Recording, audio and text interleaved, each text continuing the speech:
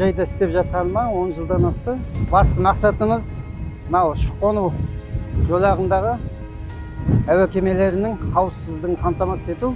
Сондықтан жаңағы әуе кемелеріне құстардың соғылуын алдын аламыз. Сол мақсатта көктемнен қаракөзге дейін көптеген жұмыстар жүргізіледі бізде. Негізі бұл табиғат қой. Құстар ұшуы, қонуы заңдылық. Сондықтан осы әуежай аумағына құстардың тұрақталмай қалуын біз қамтамасыз етеміз. Оларды үркітеміз.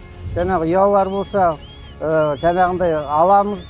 Ағаштарды, бұтақтарын кесіп, биіктіктерін кесіп, мысалы, шөптің халықаралық стандартқа сәйкес биіктігі 20 сантиметр болу керек.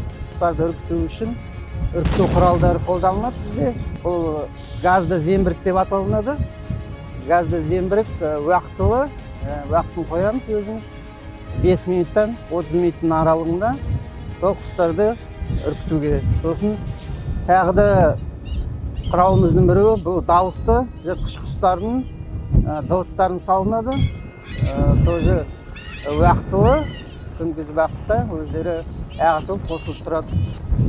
Сосын машинамызда да қондырғы орнатылған құстарды үркіту құралы.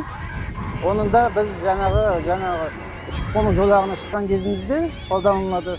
Құстарды олар да ақылды, оларды біз былай қарасаңыз, бұл жерде бір-бірімізді аңдыған сияқты боламыз.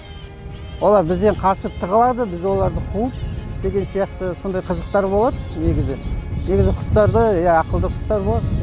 Мысалы, қарға, сауысқан сияқты өте ақылды құстар болады. Олар біздің машинамызды да таниды, мысалы, құстардың сондай ақылдылығы сондай. Олар біз келе жатқанда, мысалы, мынау аумақтан ұшып, бір жерге барып біреу тығылып отыруы мүмкін, мысалы, солай.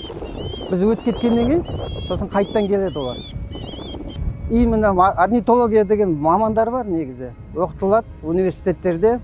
Соны оқыған жаңағы жастар осы әуежайға келіп жұмыс істеуге болады. Мамандықтарын шыңдауға болады.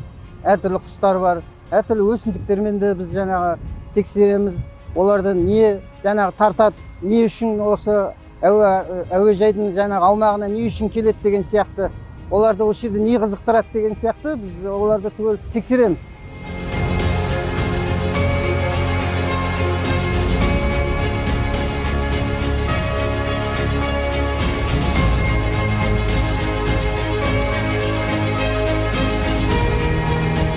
Әуе кемесіне ұшу қауіпсіздігі саласын қамтамасыз ету, ол жер үсті қызметтерінің жұмысы болып атқарады. Соның ішінде орнитология бөлімі бізде құрылған. Әуе кемесін құстармен немесе өзге де жануарлармен соқтығысу жағдайлары ол күрделі бір ақаулықтарға немесе авиациялық оқиғаларға әкеледі. Егер әрбір жағдайлар туындап жатса, қатерлер болып жатса, сол шараларды біз зерттеп, анықтап, және де тиісті мекемелермен жұмыс атқарамыз. Әуежайға мен 2014 жылдан бастап жұмыс атқарамын.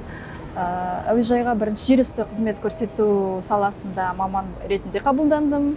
Ары қарай әуежайды азаматтық авиация саласында білесіздер ғой, әр нәрсе бір орында тұрмайды. Үйренеміз, тәжірибе жинаймыз. Сол мақсатта мен ары қарай өзімді инспекция бағытында таптым. Сондықтан жас мамандарға айтатыным, ол бағытта ешқандай қорқудың керегі жоқ. Әр тәжірибенің, әр саланың өз міндеті, өз қызық тәжірибелері болады. Ол салаға келу ең бастысы адамда деген мақсат, азаматтық авиация саласында білім алу, және ары қарай өзін сол салада көрсе, сәттілік тілеймін.